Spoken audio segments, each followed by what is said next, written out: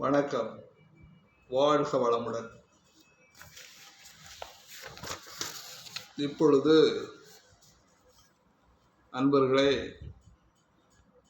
ஸ்ரீ கோமாதா சோதிட ஆய்வு நிலையம், இளம்புவனம், எட்டயபுரம், அலைபேசி எண் 63 83 83 61 94. இந்த எண்ணிற்கு நீங்கள் தொடர்பு கொள்ளலாம். அன்பர்களே, ராசிகளில் கிரகங்கள் ஏற்படுத்தும் பலன்கள் பற்றி செவ்வாயினுடைய தன்மையை பற்றி இப்பொழுது நாம் விவரித்து கொண்டிருக்கிறோம். கன்னி ராசி வரையிலே செவ்வாய் ஏற்படுத்தும் பலன்களை நாம் தொடர்ந்து சொல்லி வந்திருக்கிறோம் காணொலி மூலமாக. அடுத்து துலாம் ராசியில் செவ்வாய் தன் வழியில் செல்வதில் நாட்டம், தீய பொருட்களை விற்பதையும் வாங்குவதையும் விரும்புவர், அர்த்தமற்ற வார்த்தைகளை பேசுபவர். துலாம் ராசியில் செவ்வாய் இருந்தால் அர்த்தமற்ற செயல்களை பேசுவர். உடல் பகுதியில் குறைவு,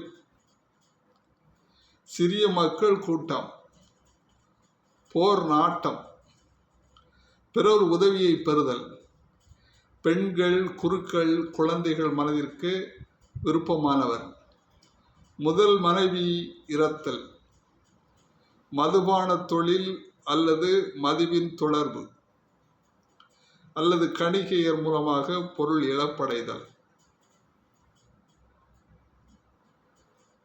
இது பொதுவான பலன்களாகவே இங்கு கருதப்படுகிறது.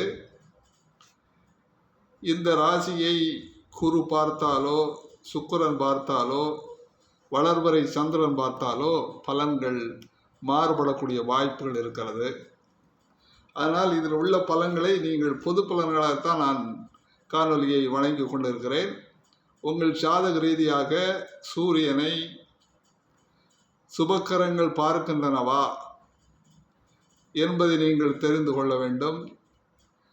குரு பார்க்க கோடி நன்மை என்பார்கள். சுக்கிரனும் சுபரே, வளர்வரை சந்திரனும் சுபரே. இந்த புதன், வளர்வரையில் வரக்கூடிய புதன் சுபக்கிரகத்தினுடைய தன்மை அடைவார், தனித்த புதன். இவர்கள் பார்வை சூரியன் மீது பட்டால் இந்த தீய பலன்கள் மாறும், நல்ல பலன்கள் கிடைக்கும். அன்பர்களே, உங்கள் சாதகத்தை எடுத்துக்கொண்டு இந்த நிலை, இந்த கோள்கள், இந்த செவ்வாய் என்ற கோள் துலா ராசியில் இருக்கின்ற பொழுது நமது சாதகத்தில் என்ன பலன் நடக்கின்றது, இந்த செவ்வாயினுடைய திசை நடந்தால் என்ன பலன் ஏற்படுத்தும் என்பதை நீங்கள் தெரிந்து கொள்ளலாம். வாழ்க வளமுடன்.